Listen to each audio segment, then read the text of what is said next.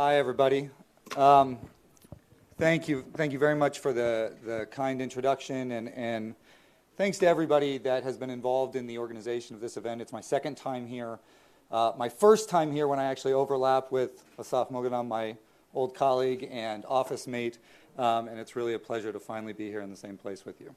I have two goals for this talk. The first is to give you a basic overview of how Facebook approaches counterterrorism on our platform. And the second is to step back from that a little bit and provide hopefully some useful observations about the trends that I see in terms of how terrorist material is manifesting online and how the fight against that material is evolving.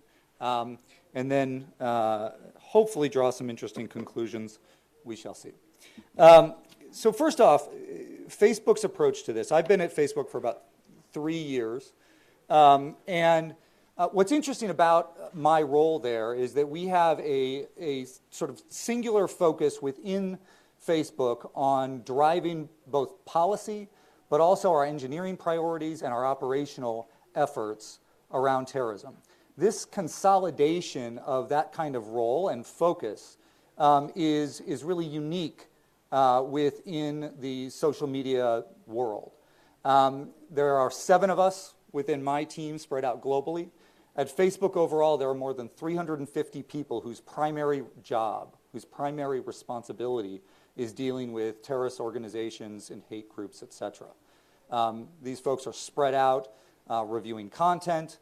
They are former law enforcement and intelligence professionals. They are lawyers. They're folks that oftentimes work at Facebook because they care about this issue. It's not that they are working on this issue because they work at Facebook. And I think that's a really important distinction. And that trend is something that is relatively recent, that you've had an influx of effectively counterterrorism professionals into social media companies. And we've really embraced that effort at Facebook to increase our expertise. At Facebook, we have 5 sort of basic lines of effort when it comes to counterterrorism. The first is enforcing our community standards. Those are the rules. At other companies, those are referred to as terms of service. The second is engaging with law enforcement. This is responding to legal law enforcement requests for information. It means when we identify an imminent threat, which happens occasionally, that we provide that information as necessary. The third is we support various counter-speech efforts. These are campaigns conducted to push back on hate and extremism. The fourth is that we work to protect our employees.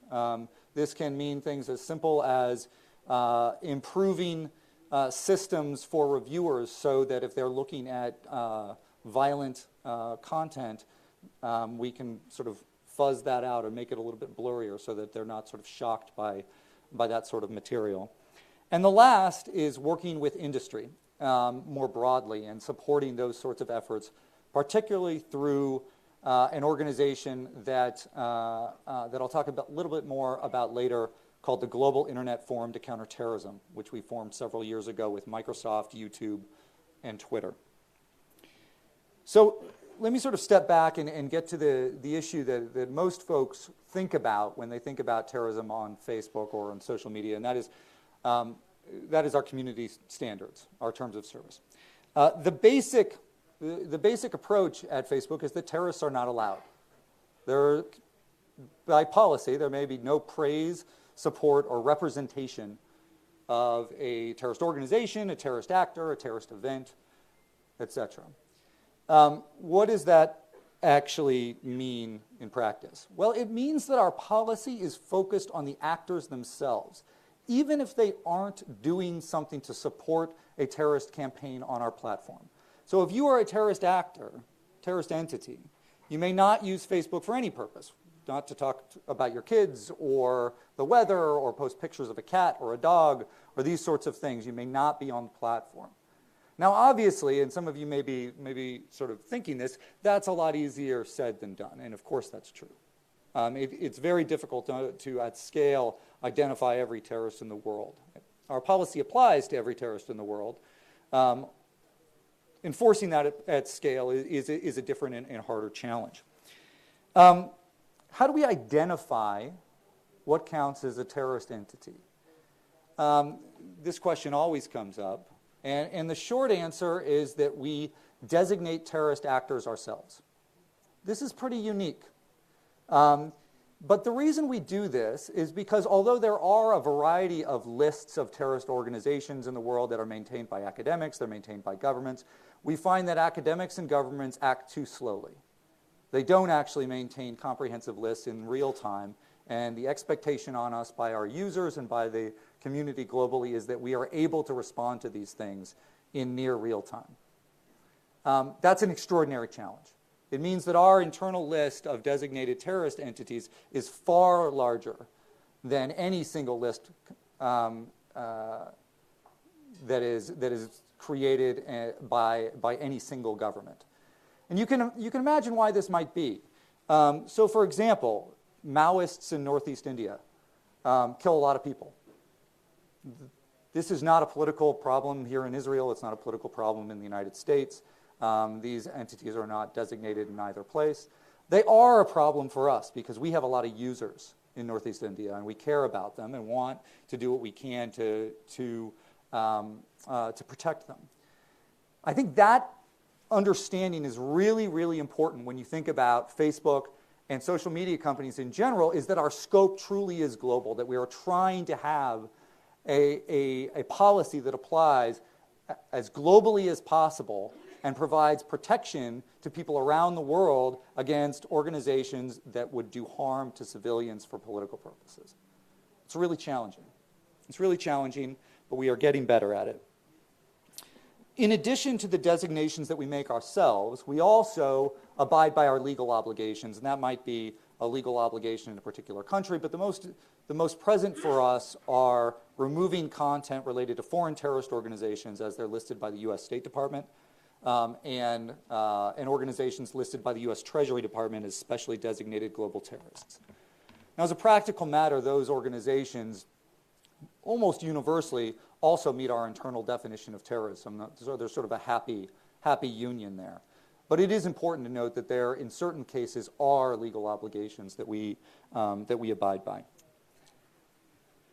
We enforce these policies. As I said, there are 350 people that work on this primarily, but there are also 15,000, more than 15,000 people at Facebook who review content.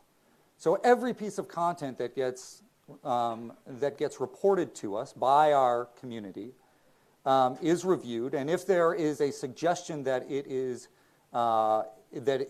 supports or praises terrorism, it will be escalated and then reviewed by our team of specialists, who will make a decision if there's ambiguity about that. In very rare cases, that gets escalated up to the policy team to make final decisions. This stuff can be tricky, and the scale of this effort is gigantic. And because of that scale, automation is increasingly important. So when I say automation, I'm using that term to be something of a catch-all, right? We talk about automation. Sometimes we use the word sort of AI, or we use a phrase like machine learning. And all of these things, depending on who you're talking to, mean slightly different things. I'm using the term automation to refer to the entire basket, right? This could mean things as simple as an algorithm that identifies an image that has already been uploaded. So if we know that there is a piece of ISIS propaganda, we can use an algorithm to find other matching pieces of ISIS propaganda. But it also means things that are a little bit more sophisticated. It means using algorithms to understand the sentiment of text, right? And whether or not that text supports a piece of propaganda or opposes it. Because there are circumstances where we would allow some terrorist propaganda if it is posted by somebody that is condemning that organization, that is using it to highlight the depravity of an organization and their intent to kill civilians. So this is a circumstance where oftentimes, when you're trying to understand the sentiment around an image or a video or something like that, that's a much harder algorithmic challenge. That's a place where human beings become really, really important. But there's still a role for automation in that kind of process. So oftentimes when people think about automation, they think, well, can you automatically find all the terrorist stuff and take it down?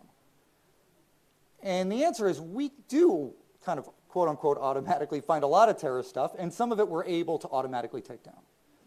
But in other cases, we have to send that material that we think is potentially problematic to a reviewer. So there's other kinds of automation that are built into these systems. Identifying the language that is written in. We support over 90 languages at Facebook. Identifying and making sure that a piece of content that is written in Bahasa Indonesian using Arabic script mixed with Roman script gets to a reviewer that is able to understand all of those things in context. Those are the kinds of things that sort of underneath the surface create a tremendous amount of complexity as we are reviewing and trying to enforce against this kind of dynamic. And there's a lot of algorithms and automation that goes into that isn't the sort of high-level stuff, but is really critical to making us as efficient as possible and making good decisions. Some of the most interesting of these automated techniques are true machine learning classifiers. And what I mean by machine learning classifiers is you take a lot of data and you say, this is the kind of thing we're looking for, and this is the kind of thing we're not. You really sort of take tons of data and you put it into those two buckets. So you could say, we're going to make a classifier that identifies terrorist material, terrorist propaganda, formal terrorist propaganda, and you have human beings look at a huge amount of data, some of which is a terrorist propaganda and some of which isn't. And they code it. And over time, the machine starts to learn, this is what the terrorist propaganda looks like. And it's able to find that more and more.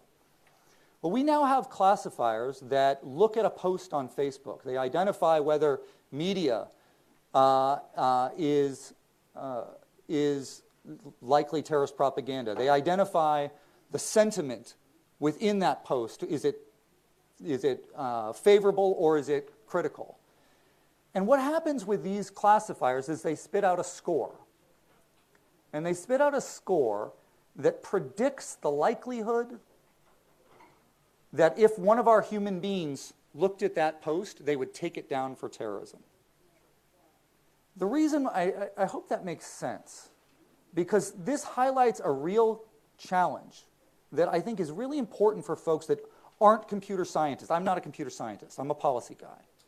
I'm a researcher at the end of the day.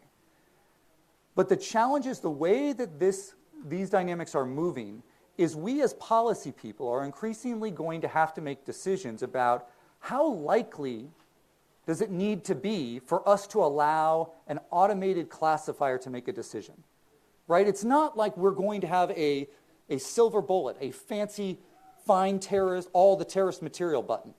That is not going to exist. What may exist, and what we are going to have to come to some consensus about as a community, both within companies, within academia, within government, etc., is some basic understanding of how likely, when are we willing to allow automated classifiers to make decisions, and when are we not? How sure do we have to be? Because if we get it wrong, let's say we decide that if the classifier says it's 95% sure that this would come down, so there's a 5% error rate. That may not seem like a lot, but when you're talking about a Facebook scale, that's a lot of mistakes. So what are we willing to accept? Some of those mistakes would mean taking down content that is actually critical of terrorism. Are we willing to accept that? These are the kinds of choices that we need to confront more broadly as a community and start thinking about more broadly as a community. Because right now, these are the sorts of choices that are being made inside of companies. And I really think that we need to treat this as an ethical question. What are the ethics of counterterrorism and using automation to remove this sort of material in a digital space? Okay. So I jumped the gun a little bit and got into talking about some of the trends and some of the challenges in the future. there, but I want to point out a few others. One of the big trends that we see with terrorism online is that the big platforms like Facebook are getting better. We're not all doing the same things. We use very different techniques to try to improve. But overall, I think the larger platforms are getting better. And so what we're seeing is a displacement of a lot of this material to smaller platforms. That trend is going to continue. The larger platforms are going to get better, and we're going to see this kind of material increasingly proliferating to smaller platforms. It's not just going to go away. Just because if we're able to make Facebook a safer place, doesn't mean that those bad actors are going to give up. They're going to keep trying to get around the sorts of things that we do, which they do all the time, but they're also going to move to other platforms. Those other platforms don't and won't have the same kind of resources that we have. So we as a community need to think, how do we support those platforms? I know Adam Hadley is going to talk in a little bit, and he has some ideas about this. But this is a really, really important question when we talk about resolving this problem in general, not just resolving this problem for Facebook. We also have to ask. We have to ask the really sort of disturbing question. When we at Facebook remove some of these dangerous networks and they move off to a smaller, more closed environment, we're going to deny these bad actors reach and audience, but are they going to get more radical because they operate within that smaller, more closed environment? Are they more likely to commit violence, those people that maybe are engaging with hateful and frightening ideologies, but are they going to actually move towards violence more often when they're in that smaller space? I think that's a question we need to think about and we really need to wrestle with as a larger community. Second thing I'm going to say is that is a real trend moving forward is that regulation is coming.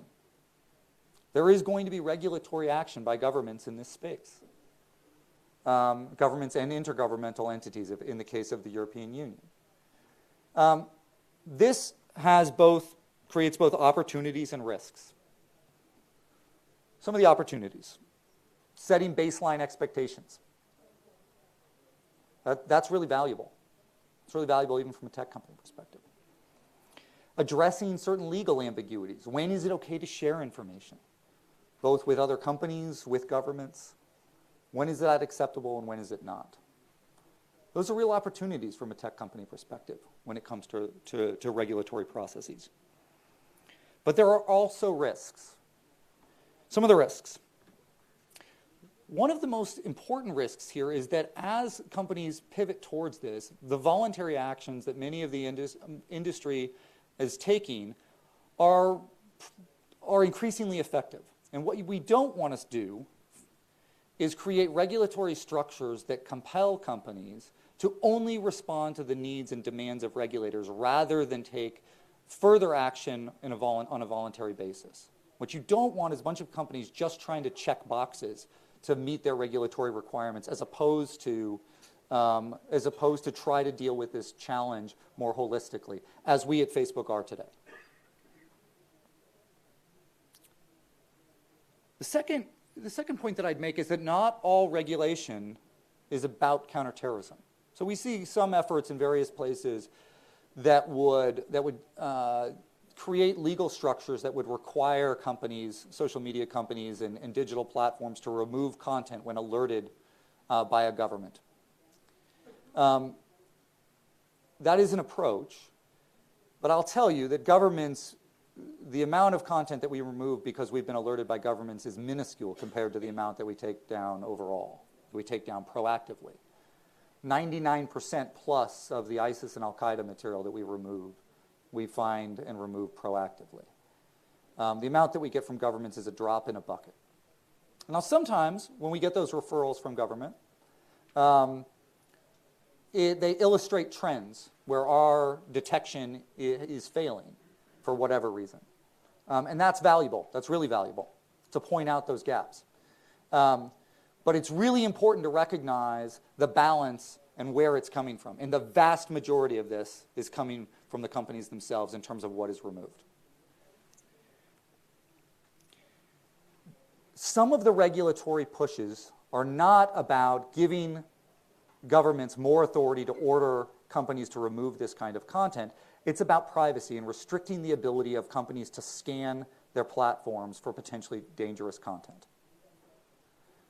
A world in which companies are compelled by regulation to be more responsive to immediate government requests to take things down, but have less ability to scan their platforms for dangerous content, is a world that is less hostile to terrorist actors.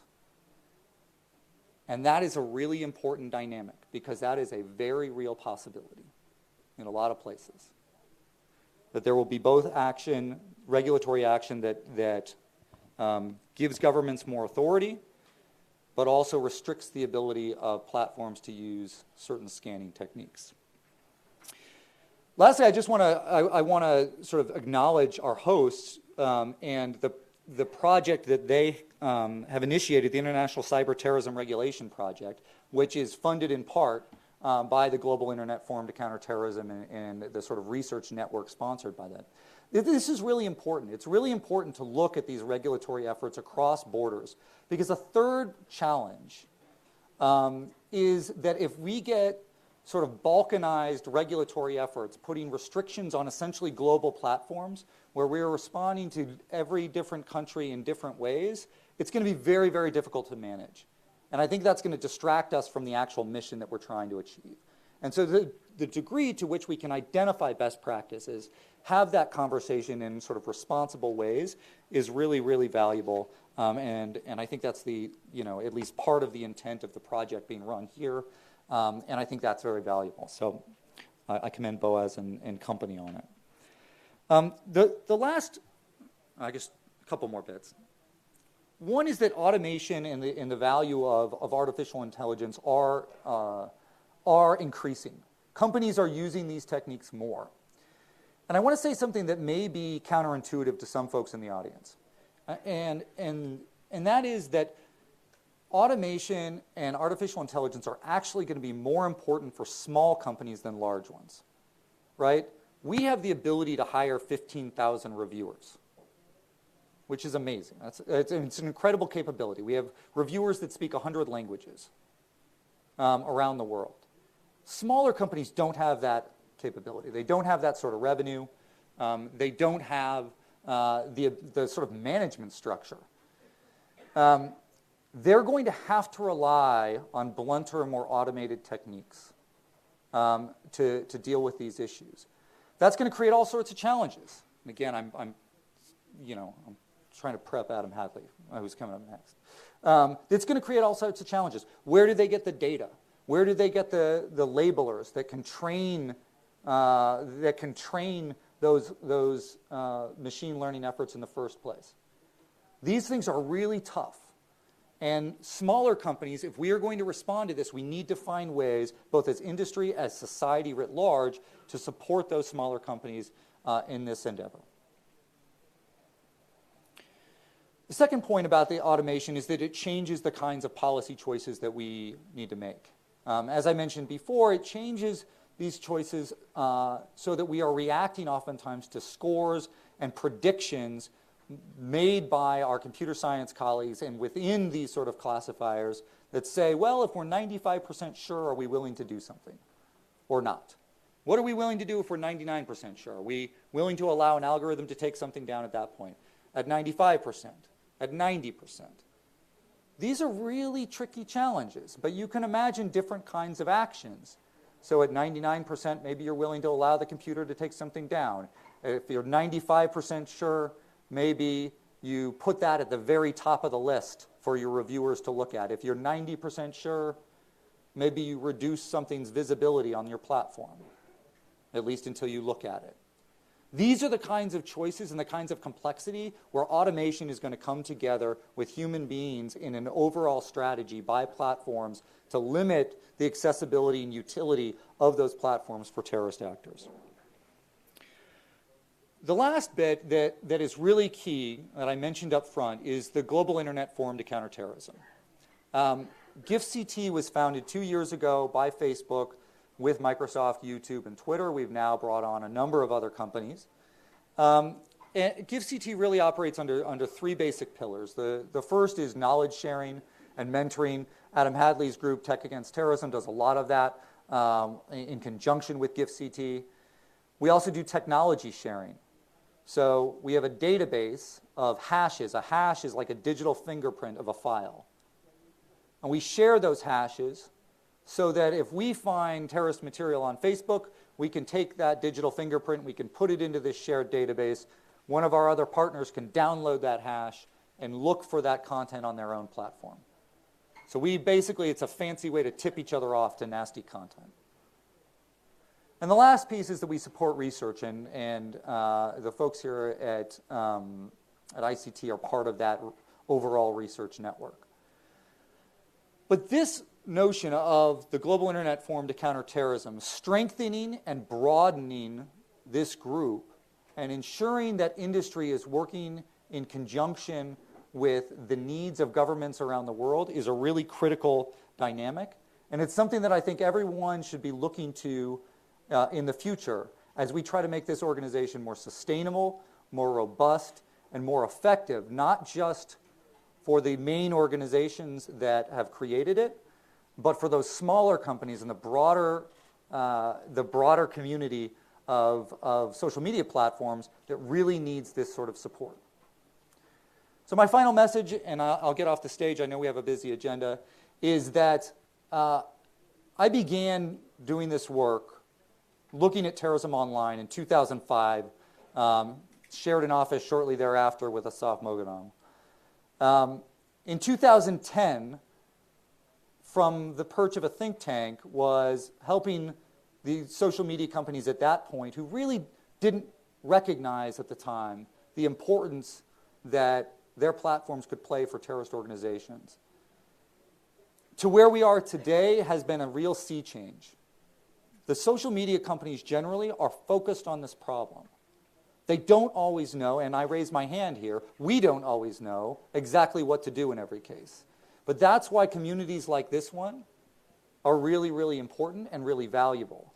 And what I would encourage and ask for from everyone is when you come to us and you say, look, we need you to do better on something, don't make the claim, hey, social media, just try harder. That's not good enough anymore. We need you to come to us with specific asks, specific recommendations, specific analysis, so that we can think about these things, actually use it to improve. Thank you very much.